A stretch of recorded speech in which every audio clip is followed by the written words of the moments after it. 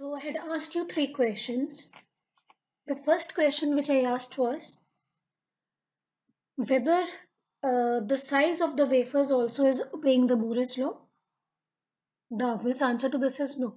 The size of the wafers is not increasing as per the complexity or the density of the transistors. It is following the Moore's law. That is doubling almost every 18 months. Next thing is next thing which I asked was, so does the wafer size increase essentially mean the increase in the yield? That is again not always true, because that will obviously the volume which is coming out from a bigger wafer, that is going to be high, but now that depends upon what technology is used and what is the size of the IC or the die size, and what is the die yield which is actually coming.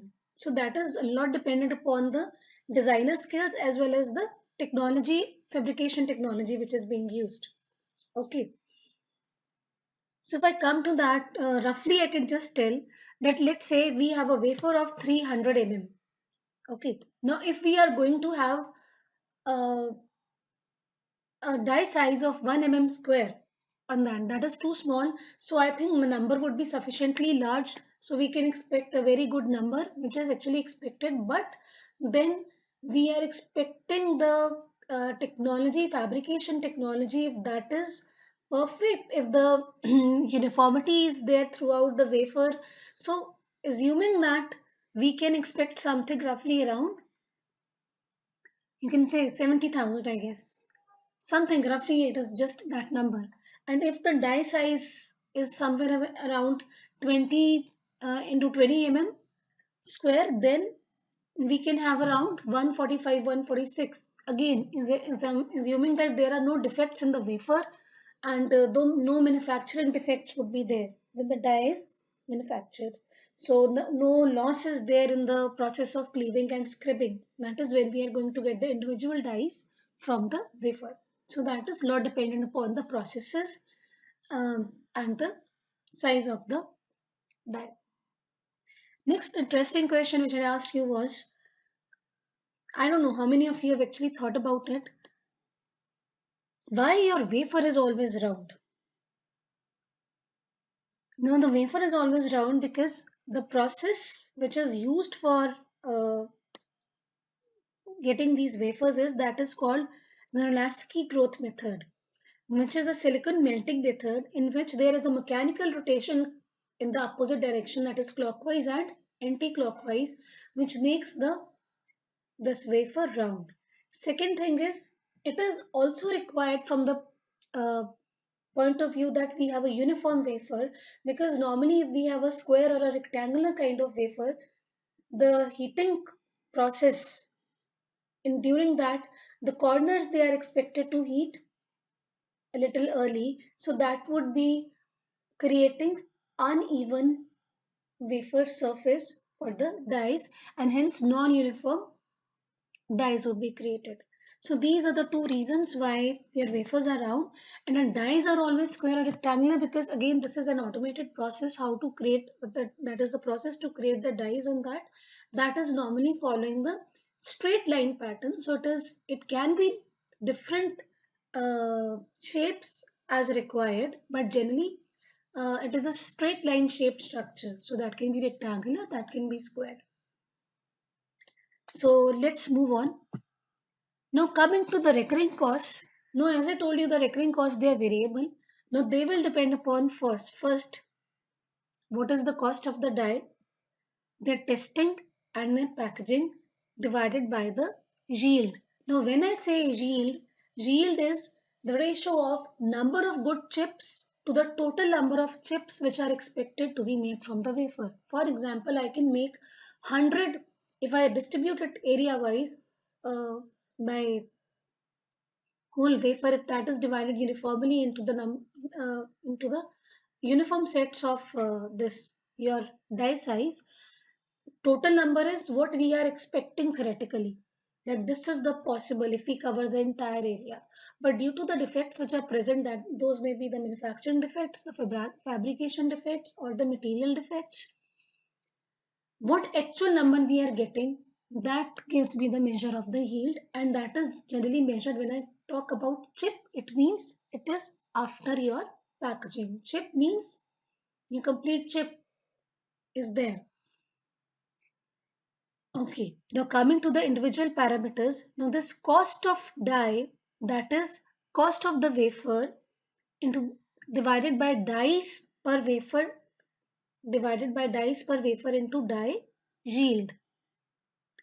Again, what is the cost of that wafer manufacturing that 300 wafer? Number of dies, let's say 100 per wafer. But what is the actual yield? Out of expected 100, what is the actual? That is 78, 76. So we're here when I'm talking about die, it means it is referring to the yield before packaging. So the packaging cost, the testing costs, they are not included here. So that very well makes the difference clear between the die and the chip. Okay. Now this factor dies per wafer. Now that is again measured in the terms of the area. We know that is a square, that is a circular shaped wafer.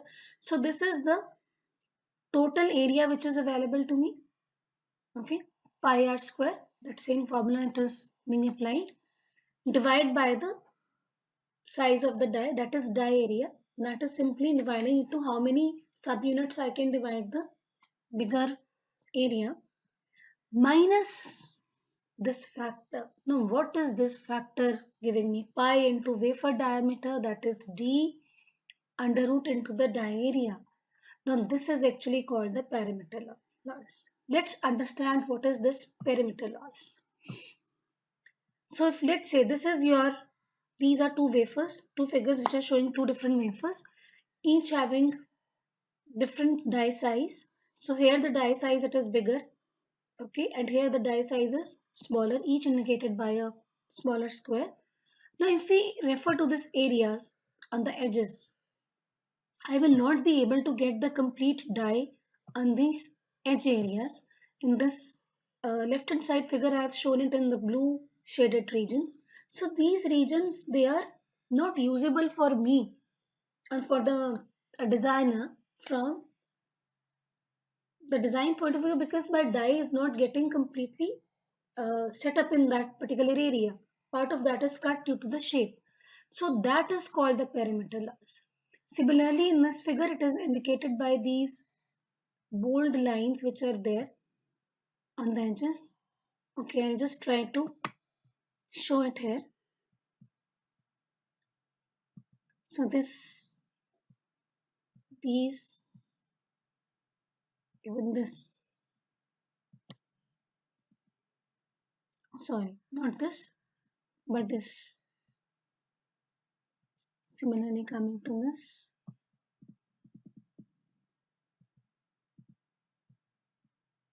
So all these marked with red, they are not usable, or they are not there because of the shape mismatch. So this is called actually the perimeter loss. So that default parameter, because it is going to be there irrespective of the manufacturing defects or though, because that is due to the shape loss. So that is accounted for by that factor we had just seen. Now, so moving next, so we see that if this d is the diameter, so effective diameter is actually reduced by this under root area, where a is the side area of the die. Okay, so this gives me the actual number of dies which are possible from a wafer of diameter d by this factor which we had just seen. So that is what we were uh, just referring to in the slides. I'll just go back. So this factor, it is same as this. You can compute it. It is going to be the same. So this whole, it actually gives me the dies which are effectively uh, produced from the wafer without any defects. Okay. So next is the process of scribbing and cleaving. Even this leads to certain losses which are there. So, and this is what we get, the individual dyes which are there, each of which is then tested, packaged. Now here we come to us the defects. Now actual yield, dye yield. So here we are going to talk about the dye yield. So the dye yield, it is referring to the good dyes, to the total number of dyes which are possible from the given wafer, excluding your perimeter loss. So that is how it is measured. Let's see. So these red dots, they are indicating the defects which are present. So if we see, we are not concerned with the defects which are there in this perimeter loss regions, because those are not accounted already useful for us. They are not accounted in the possible dyes. So we are not going to count. But if we see here, we are having 4 possible dyes from this wafer, but out of this 4, only 1 is good and 3 are having defects. So what is the effective yield is 1 by 4. That is defect free dye divided by total number of possible dyes. So it is 1 divided by 4, which gives me the yield as 25%. Similarly, in this case, if we see, I'll just count down these good squares. So this is 1, 2, 3, 4, 5, 6, 7, 8, 9, 10, 11, 12, 13, 14, 15, 16, 17, 18, 19 and 20. So these are 20 those good dyes which are there, and 4 are the, plus these 4 with the red dots in the gray shaded region, these are the dyes with defects. Again, these dots in the white area, that are not accounted for because they are already lost due to the perimeter loss. So the total number of dyes is 20 plus 4, 24, and the good ones are 20. So if I divide 20 by 24 and calculate the yield, that comes roughly to 83%.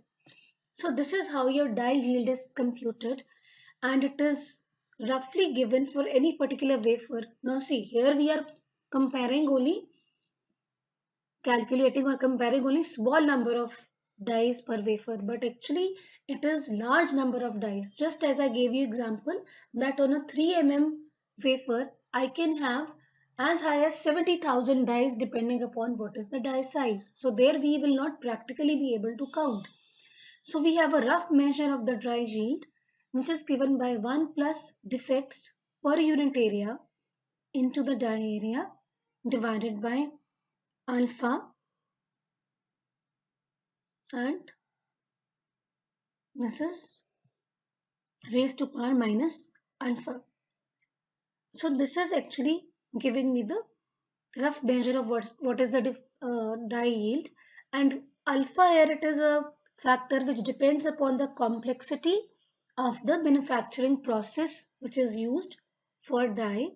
Generally for CMOS, alpha is approximated to be 3. Okay. So after getting this dye yield, next we go on to is how we calculate the, or how we get the yield. Okay.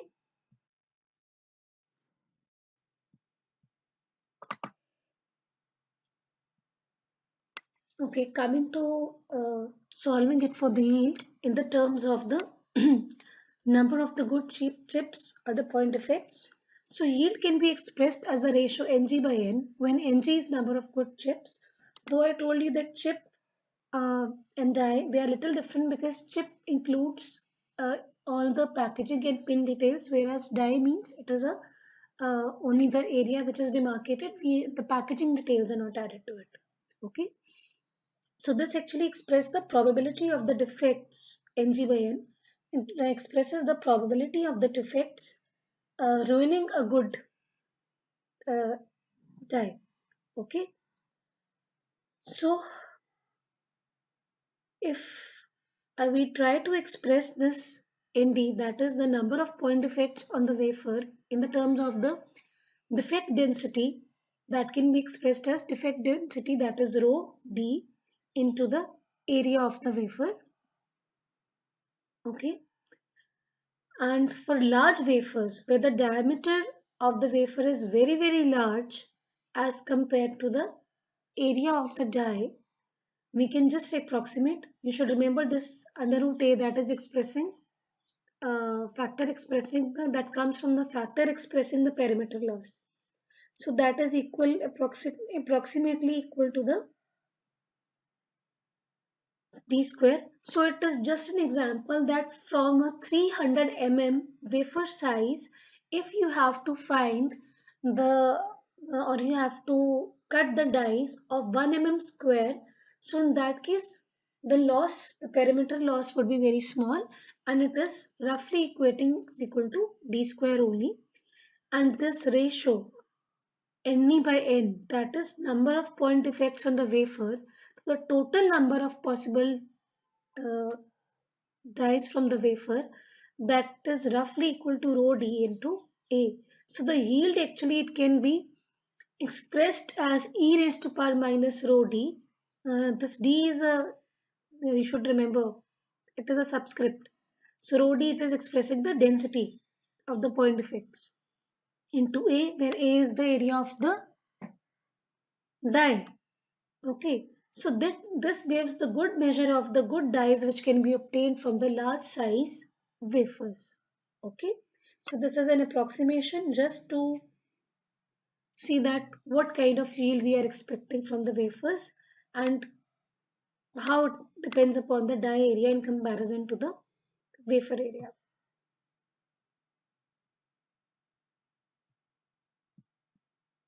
Okay, sorry I was not in that PowerPoint mode. So we observed that the die cost, it is strongly dependent on the die area. And the die cost, if we express mathematically, it has been found to be proportional to 4 times or raised to power 4 a die area raised to power 4. Okay, so A, that is capital A raised to power 4, is how the dependence of the die cost is there, and this is the yield this you can say the curve which is function of chip area. So just again, the figures, these are reflecting an approximate number. So the same for the same chip by Adaptiva in 2014. So the recurring costs, they were found out to be roughly coming out to between zero point 0.3 to 1 K US dollars, including the die cost, packaging cost, assembly, testing, and the IP royalty, which was there. So if we see or if we remember the non-recurring costs, they were of the order of millions and billions. Okay, so we can see that in actual the non-recurring costs or the fixed costs which are there, they dominate the total cost which is incurred in the design process of any SOC. Okay, and it is very important, and that is why IP reuse, it is a very important criteria which not only helps counter the complexity of the SOC but also helps save us on the NRE cost which are incurred in the design process of any SOC. So this was all about the design metrics which was there. Next, what we are going to talk about is reliability. That we'll do in the next lecture. Thank you, everybody.